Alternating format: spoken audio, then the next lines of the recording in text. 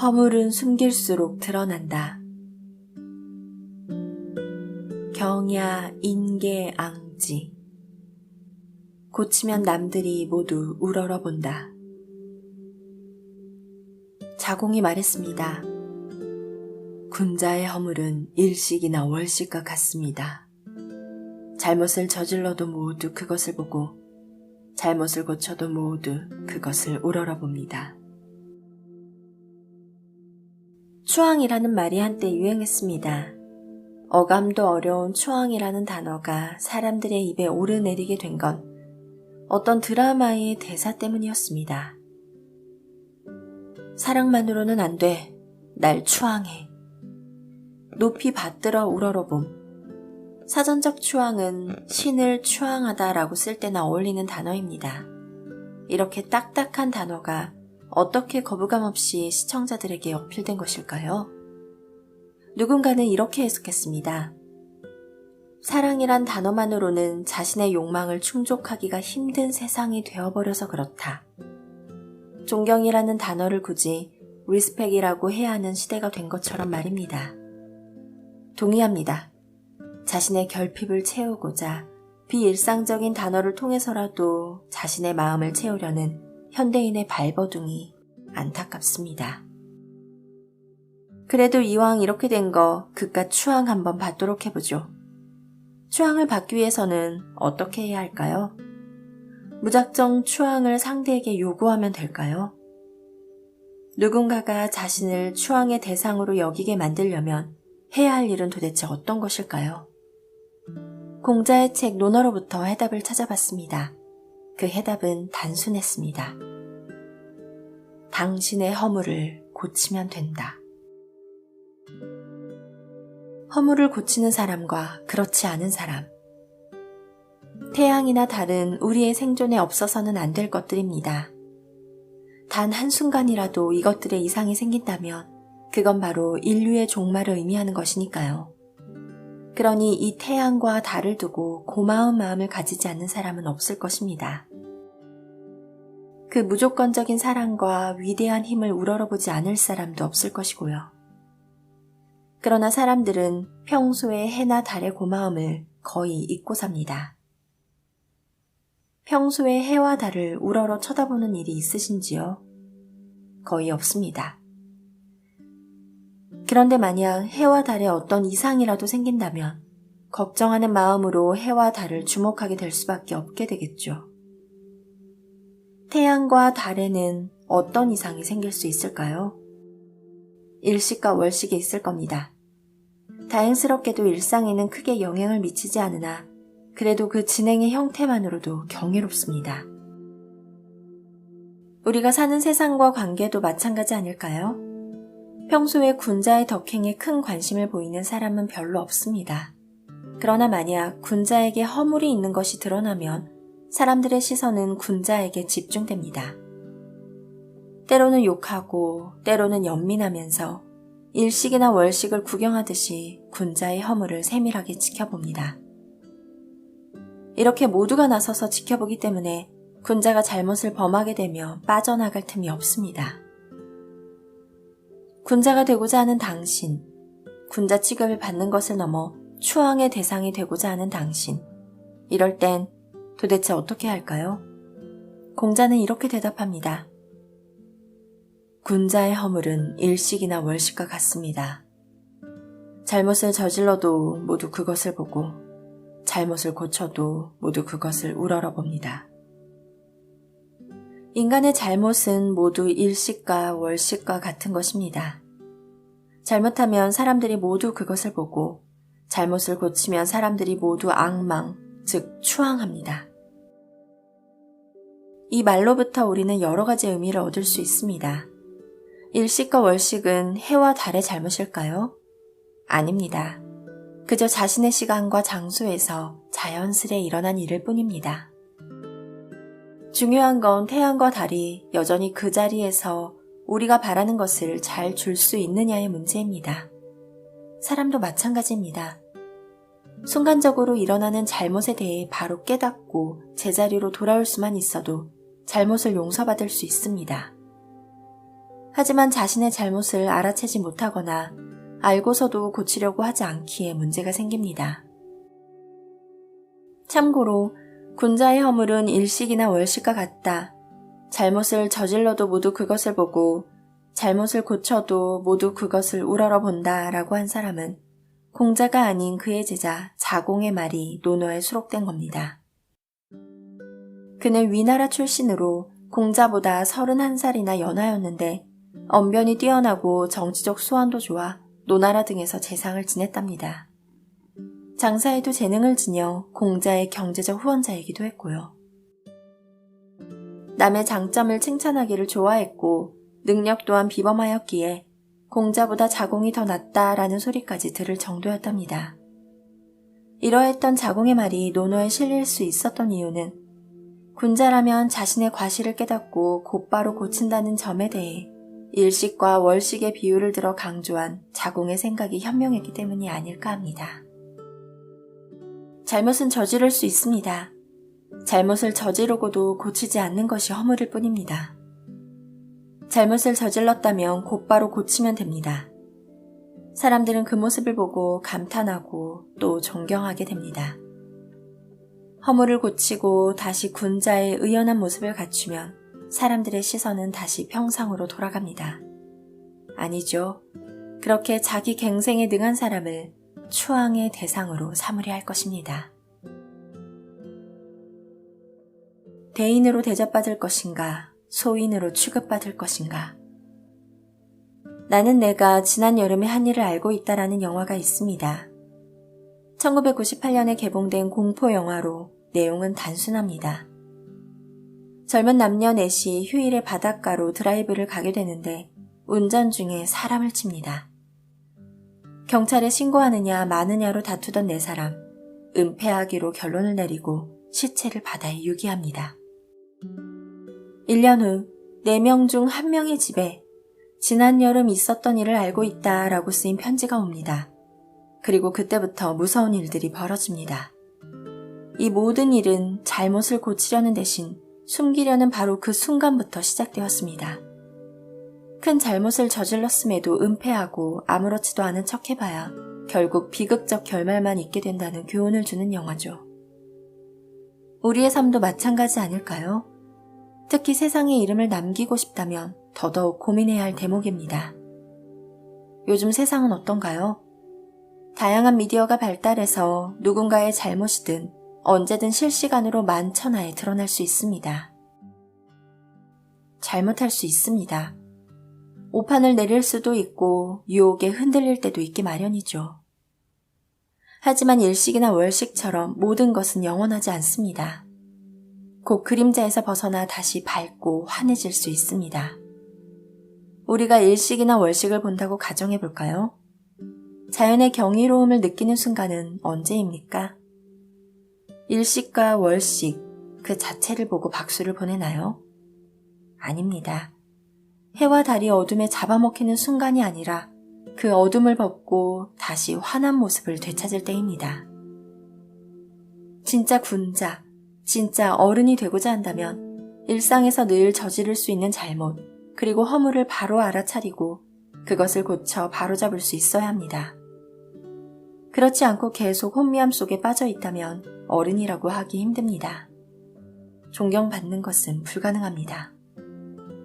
남을 의식하기에 앞서 자신을 먼저 돌아보아야 할 이유입니다. 우리는 완벽한 인간이 아닙니다.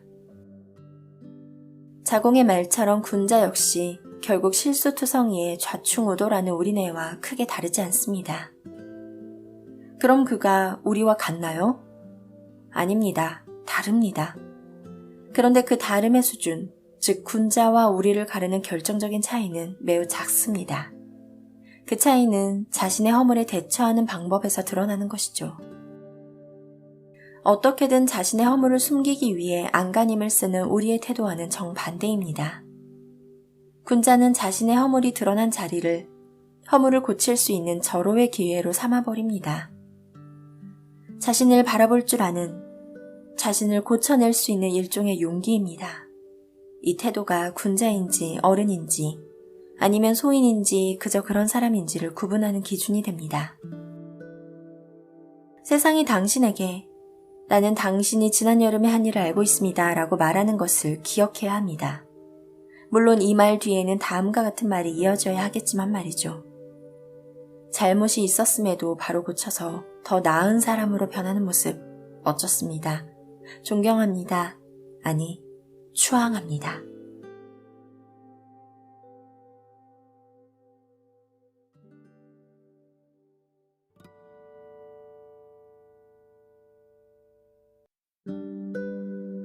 하나를 선택하면서 모든 것을 선택할 수 있다. 당찰 난하자기 기부상해. 일찍이 혼란이 어디에서 일어나게 되었는지를 살펴보니 서로 사랑하지 않음에서 비롯되었더라. 일찍이 혼란의 원인을 살펴보니 사람과 사람이 서로 사랑하지 않음에 있었습니다. 신하가 군주에게 충성하지 않고 자식은 부모에게 불효하니 이것이 혼란입니다. 묵자, 겸해 중에서 현대사회는 함께하는 삶이 중심이 아니라 혼자의 삶이 보편적입니다. 분업, 소외, 불평등, 자살에 이르기까지 사회적 혼란 등의 문제는 이러한 개인이 모든 것을 해결해야만 하는 자본주의의 어두운 면입니다. 인간은 언제나 함께 사는 삶을 지향해왔습니다. 그러나 이렇게 함께 사는 공동체가 점차 개인화되어 가는 이때 무엇이 필요한지를 고민해야 합니다. 겸해란 말을 들어봤을 겁니다. 모든 인간을 똑같이 사랑함이라는 의미로 자기와 남을 구별하지 않고 모든 사람을 자신의 대해서와 같이 사랑한다면 이 세상의 다툼은 없어지고 인간은 평화로운 생활을 누릴 수가 있어 결국 세상에 이로움을 줄 수 있다고 주장한 용어로서 묵자의 가르침입니다. 묵자가 강조한 겸해는 공동체적 삶의 기본 전제인 널리 사랑하는 삶을 제시해주고 있습니다. 그에 따르면 타인을 사랑하기 위해서는 서로에 대한 평등이 먼저 필요하다고 합니다. 이때 서로라 함은 차별적인 대우가 아닌 사람 그 자체에 대한 것이었습니다. 보편적이면서도 평등한 사랑이 필요하다는 것이었죠. 묵자는 말합니다. 두루 동등하게 사랑하라. 피부치와 피부치가 아닌 이들을 똑같이 사랑하라는 말입니다. 부모나 자식이라고 하여 더 사랑해서는 안 된다는 겁니다. 사랑에 차등을 두었기 때문에 가진 패단이 발생한다고 보는 것이죠. 묵자가 차등 없는 사랑을 주장한 까닭은 그래야만 진정으로 서로가 서로에게 도움이 된다는 믿음 때문이었습니다. 차등 없이 사랑하면 서로가 이롭습니다. 마찬가지로 서로를 이롭게 하면 서로 차등 없이 사랑하게 되고요. 즉 사랑은 특정 대상을 특별하게 여기는 감정이 아니라 대상이 누구는 간에 그를 실질적으로 이롭게 하는 행위라는 겁니다. 이렇게 보면 묵자가 말하는 사랑은 매우 구체성을 띱니다. 정신적 사랑이나 마음으로 하는 사랑, 육체적 사랑 등이 아닌 거죠. 그래서일까요? 묵자는 늘 나보다 나은 일을 본받아야 한다고 권합니다. 남을 이롭게 하고 싶어도 자신에게 그럴 만한 역량이 없다면 실제로는 그에게 아무런 도움이 되지 못하기 때문입니다. 누구나 남에게 도움이 될 수 있는 역량을 갖추어야 비로소 차등 없는 사랑으로 상대를 이롭게 할 수 있습니다. 묵자의 생각은 이러합니다. 힘 있는 자는 열심히 다른 이를 돕고 재물이 있는 자는 힘써 다른 이에게 나누어주며 돌을 깨우친 사람은 부지런히 다른 이를 가르쳐야 한다. 남에게 실제적 도움이 되는 힘, 돈, 알을 모두가 지녀야 한다고 주문했습니다. 묵자의 사랑은 따라서 감정을 기반으로 하는 사랑이 아니라 실질적 이로움을 기반으로 하는 사랑이기에 실현 가능성이 오히려 큽니다. 이런 점에서 묵자의 사랑은 맹자가 말한 측은지심, 즉 돌봐야 하는 누군가를 향한 측은해하는 마음보다 한층 실질적이며 구체적인 사랑입니다. 일상의 평화는 이러한 서로를 이롭게 함과 차등을 두지 않고 사랑함을 자양분 삼아 구현되는 겁니다. 대접받고 싶다면 대접하라. 묵자는 사회 혼란의 원인을 두고 유교에 인해 녹아든 차별적 사랑에서 비롯되었음을 주장합니다. 차별이 아닌 평등을 전제로 한 후 서로를 동등한 존재로 보고 서로 사랑하고 이로움을 나누면 사회적 혼란, 더 나아가 전쟁과 같은 극단적 상황 역시 발생하지 않을 것이라고 봅니다.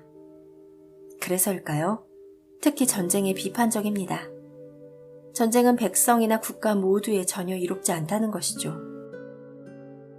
차별적 사랑을 극복하는 묵자의 모습에서 우리는 사랑에도 다양한 모습이 있음을 발견합니다. 차별적인 사랑을 하는 유교의 사랑과 모든 사람을 사랑하자는 묵자의 모습이 그러합니다. 그는 그래서 자신의 겸해를 유교의 사랑인 별애와 대비시킵니다. 이때 별애는 일종의 차별적 사랑입니다.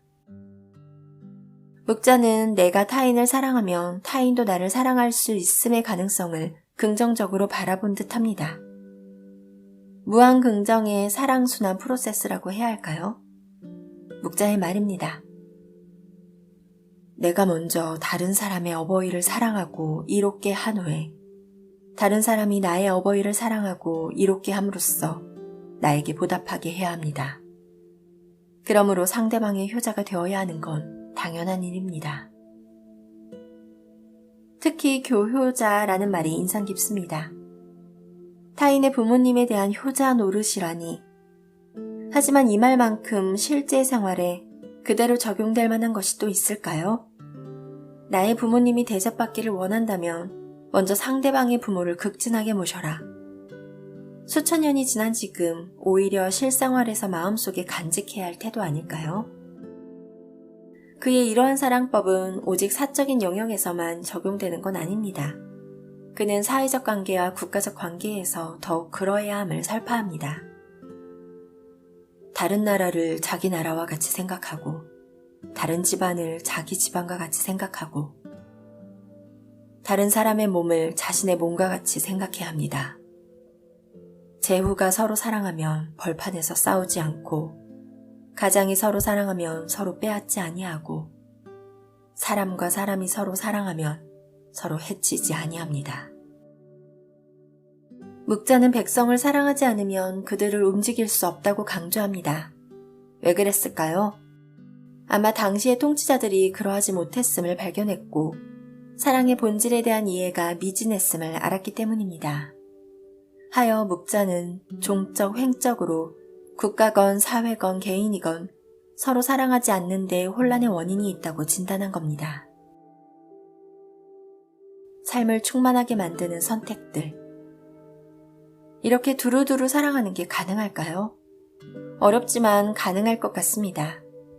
제 생각이나 경험이 아니라 제가 읽었던 한 권의 책에서 얻게 된 화두입니다. 안나 카레니나라는 소설이 있습니다.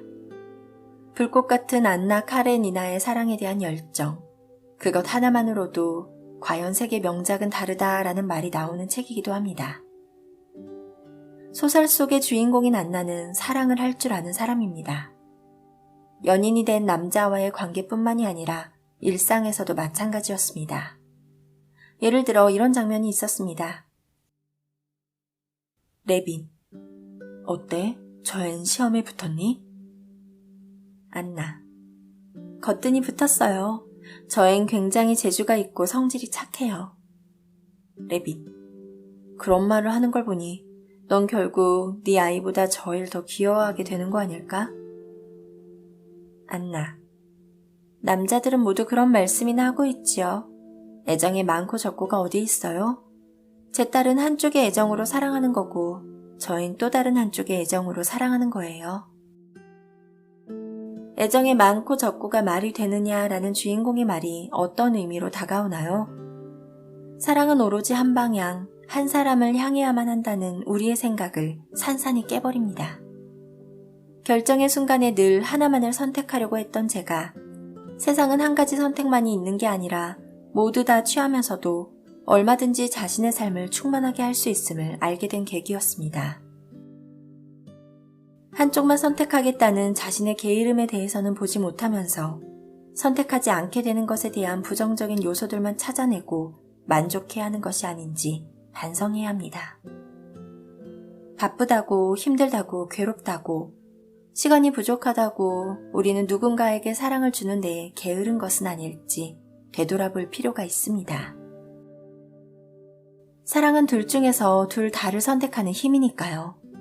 묵자의 결론 역시 비슷합니다. 겸이 역별. 겸해로서 별애를 대체하자는 말입니다. 유교의 친족 중심의 사랑인 별애는 묵자에게는 구별하여 차별하는 사랑, 혹은 이기적 사랑에 불과한 일종의 가짜 사랑이었습니다. 가짜 사랑은 세상의 혼란함을 초래하고요. 이 혼란을 없애고자 한다면 나와 남, 나의 나라와 남의 나라를 구별하지 않고 사랑해야 합니다. 묵자의 생각은 사랑의 완벽한 형태, 예를 들어 기독교의 무조건적인 사랑과는 다릅니다. 추상적이면서도 숭고한 도덕적인 사랑이라고 보기에도 뭔가 어색합니다. 하지만 묵자의 사랑은 명확하고 구체적이며 또한 실질적입니다. 혼란을 잘 다스리고 천하의 해로움을 제거하려는 명확한 목적을 가진 사랑이니까요. 묵자의 사랑, 즉 겸해는 한목적적이며 따라서 개인의 윤리적 도덕윤리라기보다는 관계를 일궈내거나 나라를 잘 다스리기 위한 원리입니다. 그렇다고 해서 실천하기 어려운 것도 아닙니다. 강자나 부자, 귀한 사람이 약자, 가난한 자, 천한 사람을 인격적이고 경제적으로 대우해주면 될 뿐입니다. 천하의 사람들이 모두 서로 사랑하면 강자는 약자를 억누르지 않고 다수가 소수를 겁박하지 않으며 부자가 가난한 사람을 모욕하지 않으며 귀한 사람이 천한 사람을 업신여기지 않고 영악한 사람이 어리석은 사람을 속이지 않습니다. 천하의 재앙과 찬탈, 원망과 한탄이 생기지 않게 하려면 서로 사랑해야 합니다. 묵자의 겸해는 만인에 대한 만인의 투쟁에서 만인에 대한 만인의 사랑으로 전환하는 매개적 역할을 했다고 합니다. 그 목적은 천하의 해로움을 제거해 사회적 약자에 대한 이익을 증가시키는 데 있었고요. 특히 묵자는 노동력을 상실한 노인과 과부, 고아에 대한 배려를 강조했는데 여기서 그 어떤 구성원도 소외되지 않는 공동체를 지향하는 묵자의 면모를 엿볼 수 있습니다. 그렇다면 궁금합니다. 과연 모두를 사랑하는 게 가능할까? 묵자는 이를 겸해와 함께 주장한 교상리를 통한 실천으로서 가능하다고 합니다. 남을 사랑하는 것과 서로에게 이익이 된다는 건 논리적으로 연관되어 있다는 거죠. 이렇게 묵자의 겸해 그리고 교상리는 나로부터 출발하는 게 아니라 너로부터 출발합니다. 어떤가요? 묵자의 사랑법. 더 잘 살 수 있는 하나의 화두를 제시한 것 같지 않나요? 우리가 살아가는 이 공동체의 기본 전제로서 현대사회의 공동체의 실천, 운동에 대한 이념과 방법론으로서도 의미를 지니는 묵자의 겸해론에 관심을 둘 때가 아닌가 합니다.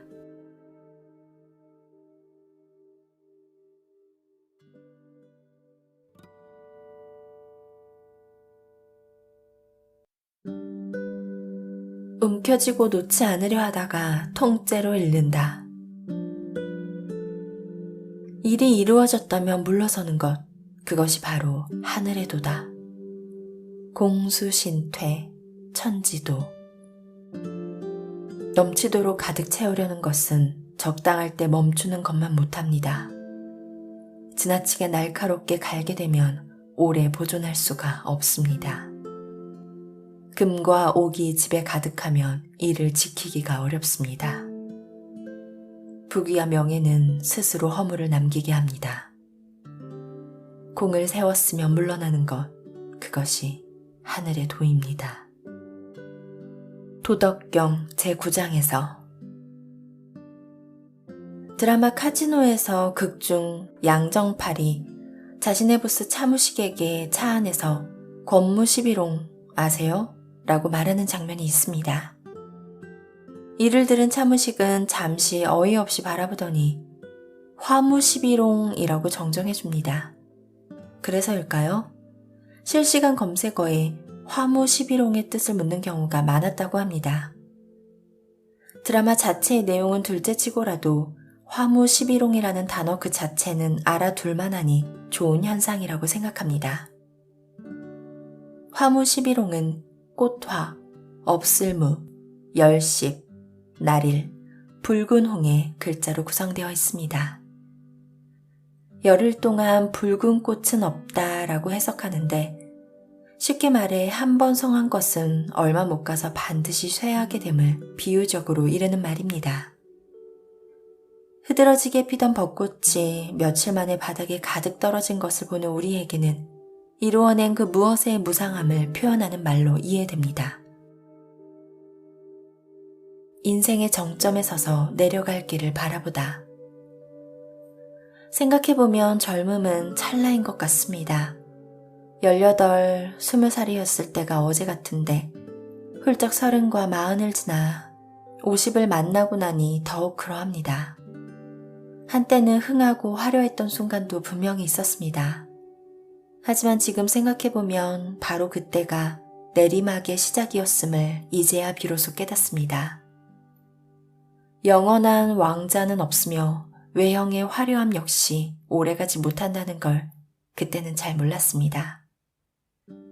하지만 지금 화무11홍을 지적으로 알아챘다고 해도 그것을 일상에서 받아들이기 쉬울까요? 절대 아닙니다. 저는 여전히 화무11홍을 꿈꾸며 살아가고 있으니까요.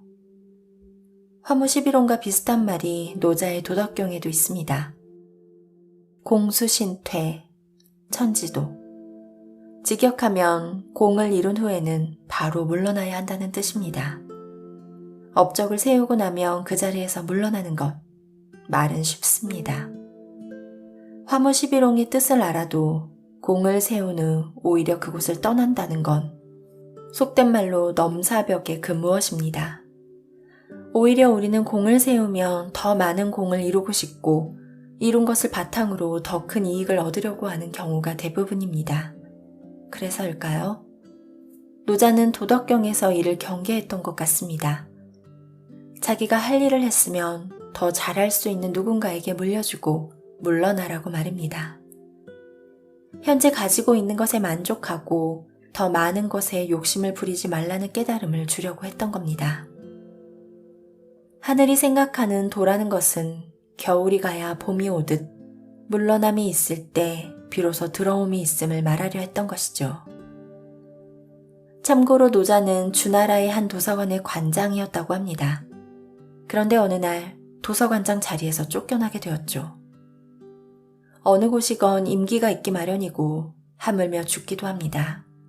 인생이 이와 같음에도 우리는 돈에 집착하고 명예를 추구하면서 하루하루를 고통 속에서 살아가고 있습니다. 자발적 환자가 되어버리는 것이죠. 후진국일수록 노인의 지혜가 필요하기에 어린아이의 죽음보다 노인의 죽음을 슬퍼한다고 합니다. 선진국이 되면 어른의 지혜보다 미래의 희망이 중요하기 때문에 노인의 죽음보다 아이의 죽음을 더 슬퍼하고요. 생각해보니 그렇습니다. 우리 역시 아이들이 사건과 사고로 희생되면 그 아이가 단 한 명이라도 온 국민이 함께 슬퍼합니다. 선진국에서 젊은 세대를 더 보호하려는 이유는 나이가 들수록 잘못된 관념을 갖기가 쉽기 때문입니다.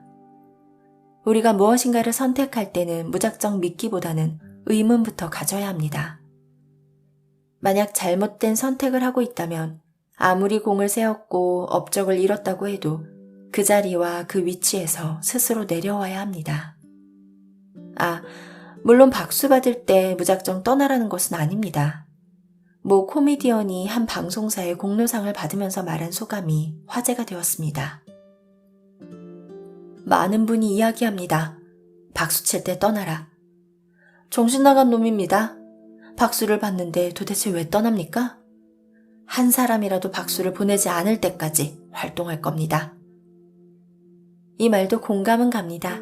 다만 정상에 섰을 때 아래를 내려다보는 마음, 그것만큼은 분명히 갖고 있어야 하겠습니다. 움켜쥐고 놓지 않으려 하다가 통째로 잃는다. 공수신퇴 천지도, 멋진 말이죠.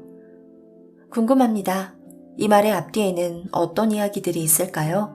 한번 살펴봅시다. 지영지, 불려기, 추이예지, 불가장보, 금옥만당, 막지능수, 부귀이교, 자유기구, 공수신퇴, 천지도. 이제 하나씩 뜻을 살피도록 하겠습니다.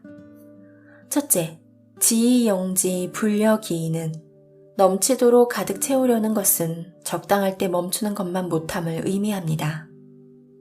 이미 손에 쥐고 있음에도 무언가를 채우려 하는 것, 2마리 토끼를 잡으려다 1마리도 못 잡고 다 놓치는 경우라는 말이 되겠습니다. 둘째, 추이예지 불가장보는 지나치게 날카롭게 갈면 오래 보존할 수 없음을 말합니다. 우리의 선택이 잘못되었음에도 그것을 인지하지 못한 채 계속 벼리고 벼려봐야 남는 건 해로운 뿐인 것이죠. 잘못된 길은 가지 말아야 합니다. 하지만 모르고 잘못된 길을 선택했다면 아무리 먼 길이라도 빨리 되돌아와야 합니다. 계속 날카롭게 다듬으려 하지 말고요. 셋째, 금옥만당, 막지능수는 금과 옥이 집에 가득하면 이를 지키기가 어려움을 말합니다. 집에 금과 은을 가득 쌓아두면 누군가는 그걸 알아챕니다. 그때부터 우리의 잠자리는 과연 편할 수 있을까요? 온갖 노력을 해서 귀중한 것을 쌓아뒀지만 결국 그 이후 우리는 그것들을 지키는 일밖에 할 수 없게 됩니다.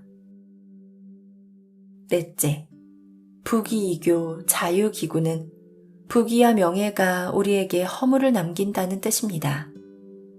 물론 재산이 많고 지위가 높다고 반드시 교만해지는 것은 아닙니다. 다만 재물은 인간의 욕망을 충족시키는 힘이기에 재산이 많고 지위가 높으면 모든 사람이 부러워하게 되며 이는 명예로 연결됩니다. 명예가 쌓이면 겸손은 사라지고 건방만 남으며 이는 파멸의 씨앗이 됩니다. 그리고 5번째가 바로 공수신퇴 천지도입니다. 마치 4가지를 하나의 문장으로 요약하는 이야기인 것 같습니다. 물러날 때와 장소가 있음에도 이를 구분하지 못하는 우리 인간의 어리석음, 노자의 충고를 받아들여야 합니다. 일정한 만족을 얻으면 즉시 그만두어야 후환이 없음을 말이죠.